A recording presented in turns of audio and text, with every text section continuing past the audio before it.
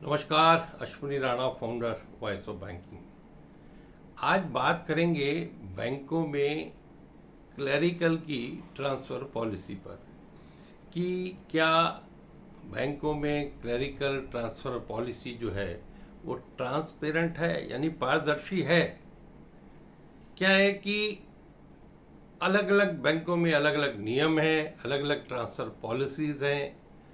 बहुत जगह डिफाइंड है, कई जगह डिफाइंड नहीं है, कई जगह डिफाइंड है लेकिन जो कर्मचारी हैं उनको पता नहीं है, और कई जगह डिफाइंड नहीं है। तो उसके कारण से जो मेंबर्स हैं, क्लर्क्स हैं, जो ट्रांसफ़र चाहते हैं वो नेताओं के आगे पीछे घूमते रहते हैं, लेकिन नेता भी उनको ठीक तरह से जवाब देते नहीं, घुमा फिरा कर उनको अपने साथ जोड़े रखते हैं, और जिससे एक सीमा के बाद वो जो स्टाफ है, एम्प्लाई है, वो फ्रस्ट्रेट होना शुरू हो जाता है। वो सोचता है कि मैं बैंक में क्यों आया, क्या बैंक में मैं इसलिए आया था कि मैं नौकरी करूं, लेकिन मेरे चाहने वाली जगह पर मेरा ट्रांसफ़र ना हो, मेरे होम स्टेट में मेरा ट्रांसफ़र ना हो, मेरे वर्क प्लेस और घर से बहुत दूरी हो। तो ये सारी चीज़ें देखते हुए बहुत समय बाद जो है वो एम्प्लाई जो है फ्रस्ट्रेट होना शुरू हो जाते हैं, और उसमें सबसे बड़ा कारण होता है कि यूनियन के नेताओं का अपने एम्प्लॉइज़ के साथ व्यवहार। मैनेजमेंट भी कुछ इस प्रकार का कभी कभी करती है कि एम्प्लॉइज़ को वो घुमा फिरा कर उसको इस प्रकार से रखती है, लेकिन बहुत सारे बैंक हैं, बड़ा सिस्टमेटिकली ट्रांसफ़र पॉलिसी है, डिज़ाइंड है, ट्रांसपेरेंट है। इसलिए हम अलग अलग बैंक की बात ना करके एक जनरल बात भी करेंगे, और उसमें पर्टिकुलर आजकल जो मुहिम चली है या एक परेशानी आ रही है, कुछ बैंक्स हैं, चाहे स्टेट बैंक हो, कैनरा बैंक हो, पंजाब नेशनल बैंक हो, जहाँ पर जनरली 5 साल ट्रांसफ़र पीरियड होता है क्लरिकल के लिए। 5 साल के बाद उसको ट्रांसफ़र किया जाता है। कई बार यूनियन से पूछ लिया जाता है अगर लोकल ट्रांसफ़र है तो, लेकिन जहाँ वो चाहता है वहाँ उसको बहुत कम मिलती है। लोकल तो ठीक है, लेकिन जो व्यक्ति दूर बैठा है, किसी दूसरे डिस्ट्रिक्ट में बैठा है, दूसरे स्टेट में बैठा है, उसके लिए जो पोर्टल पर रिक्वेस्ट डाली जाती है, वो पोर्टल पर रिक्वेस्ट चली जाती है, बैंक मैनेजमेंट जो है, एचआर, उसको एक्नॉलेज भी कर लेता है, लेकिन एम्प्लाई को यह नहीं बताता कि उसके अंदर आपका जो नंबर है, वेटेज है, वो कितना है, ताकि एम्प्लाई को पता रहे कि भाई मेरे को ये नंबर, सीनियरिटी नंबर चल रहा है, उसके बाद मेरे को ट्रांसफ़र होगी।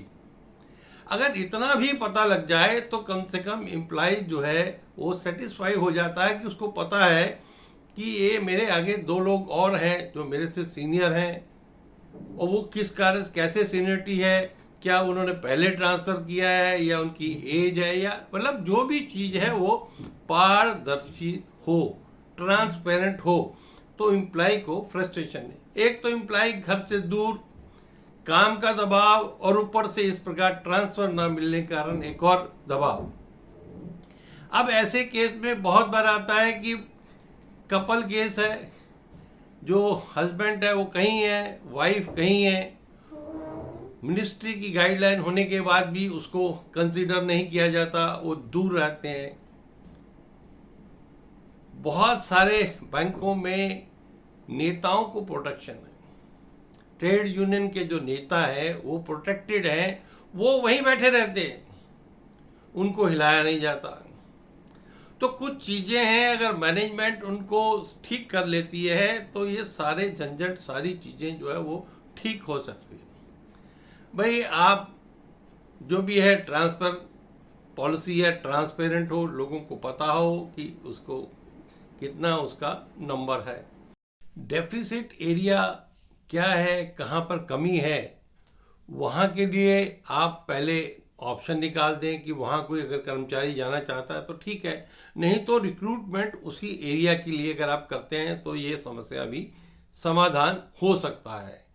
फिर यूनियन के कितने लोगों की प्रोटेक्शन हो, ये भी देखने की जरूरत है कि भाई एक बहुत बड़ी फौज को आप प्रोटेक्ट कर रहे हैं और बाकी जो आम एम्प्लॉई है वो जो है ट्रांसफ़र नहीं ले पा रहा है। एक्स सर्विसमैन जो कि सारी ज़िंदगी घर से बाहर रहता है, उसको भी अगर पोस्टिंग जो है उसके घर से दूर मिलती है तो उसके लिए मुश्किल है। हैंडीकैप्ड है, उसको आपको लोकल एरिया में एडजस्ट करना ही चाहिए। फिर सब स्टाफ की प्रमोशन होती है तो सब स्टाफ के साथ भी दिक्कत है कि वो उसको पास अगर आप पोस्ट कर देते हैं तो जो दूसरे लोग हैं जो वहाँ ट्रांसफ़र रिक्वेस्ट लगा के बैठे हैं वो इग्नोर हो जाते हैं और सब स्टाफ प्रमोशन के बाद लोकली पोस्ट हो जाते हैं। बहुत सारा जो एरिया रहता है कि एम्प्लॉय जो है इसीलिए प्रमोशन नहीं लेते कि उनको दूसरी जगह जाना पड़ेगा और फैमिली से दूर हो जाएंगे, इसलिए वो ऑफिसर भी नहीं बनते कि वो अपने परिवार के साथ जो है वो रहेंगे तो ज़्यादा अच्छा है।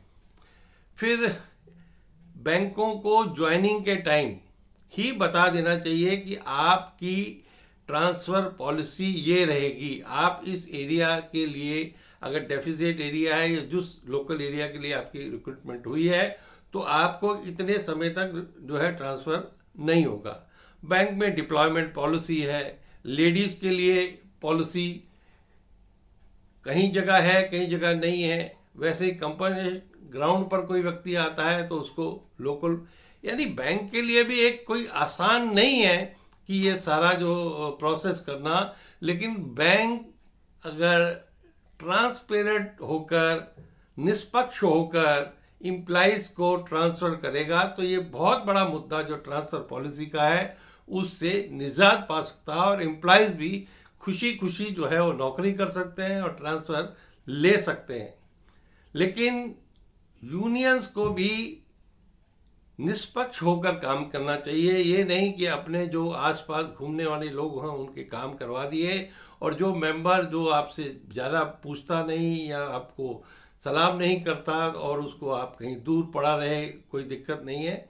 इसलिए ट्रांसपेरेंसी जो है वो ही इसका जो है एक बहुत बड़ा समाधान है। उम्मीद है मैनेजमेंट जहाँ तक ये आवाज़ जाएगी इस बात को समझेंगे। यूनियन के नेता भी अपनी ईगो को छोड़कर और एम्प्लॉइज़ के भविष्य के लिए, एम्प्लॉइज़ के